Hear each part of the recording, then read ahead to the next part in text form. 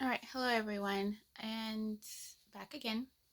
And I just wanted to talk about my thoughts on if they got rid of shunning, if they got rid of removal, whatever the new term for it is now. And I was just thinking about all those people, including myself, who um, lost relationships because of it. Some people lost marriages. Um, They weren't able to watch their children grow up. Um, their parents might have died alone. Um, if they have, it's a terrible policy.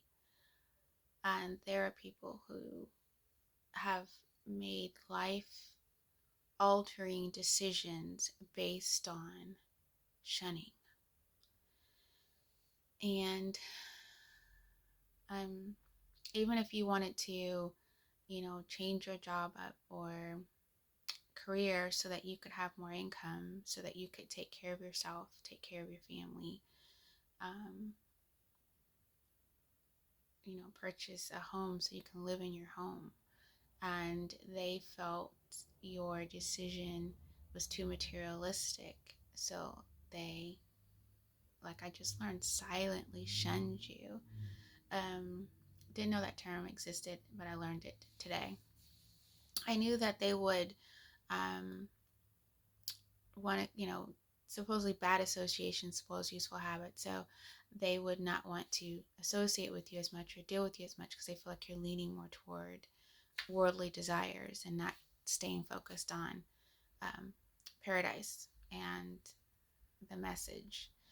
Um, so people have made life changing decisions to avoid disfellowshipping, to avoid shunning, saying, and they're saying that it's what Jehovah expects for you to,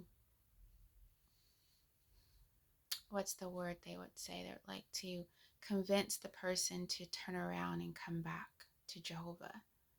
So the shunning is supposed to make them feel so bad that they'll correct their ways and come back to Jehovah. So it's a cruel tactic, and a lot of people, um, unfortunately, have, unalived themselves over it. And depression because of it, medication because of it. Um, I admit I was myself very, very depressed over it. And for a couple of days there was really hard for me. But I did reach out to another brother who helped me through that. And I've been no longer like that. But it still has been very hurtful. So if they have gotten rid of shunning and removal. And the reason that I heard they got rid of it is for financial reasons, not because they feel like it's cruel or it shouldn't happen or it's not nice, that they literally are doing it so they can keep funding from the state. I haven't looked into the USA as far as it goes, but in a country called Norway, they actually had lawyers go to court and fight for the right to keep receiving state funding, and said that they don't participate in shunning in the way that they say, that it's not like people are saying it is. And I find that absolutely baffling because I know I have a relative. She has absolutely like no close contact with a lot of her relatives because of her religious choices. And she was staunch about it. She was like, she didn't want to deal with bad association. And she had 15 cousins and her own sisters, and then on her husband's side, a huge family. A few of them were witnesses, but they fell away also.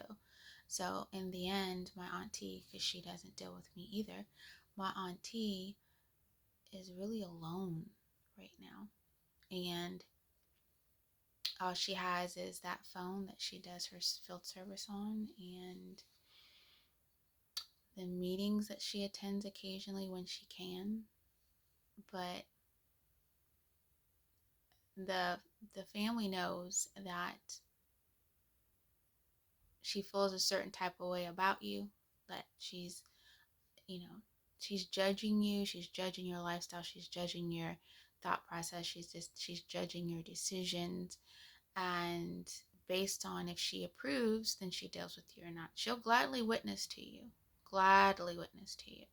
but she doesn't want to spend, you know, any time with someone who doesn't believe what she believes. And that's family. So, and she's been that way for 50 years or more. 50, I want to say almost 60 years. And you come this far and you're waiting on paradise, and you lost your husband and you're waiting on seeing him again in paradise, and if they just switch it all up at the end. All the people you've avoided are people you can actually have relationships with. I personally, if you were to tell me, if I was a witness, that so I avoided this person, this person, this person, didn't have a relationship with this person, ain't dealt with this person, lost this and that, lost opportunities, lost jobs, lost all that, because I was worried about this policy that you're willing to let go to keep funding coming, I'd be livid. Absolutely livid.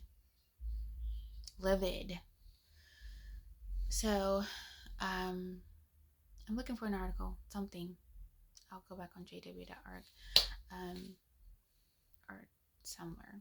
Or if someone has seen the article, read the article, knows what I'm talking about, can you send it, link it in a comment? And that would be great, so I can read it. I guess I could call my friend and ask her to send it, but I hadn't even had a full conversation with her about my thought process right now.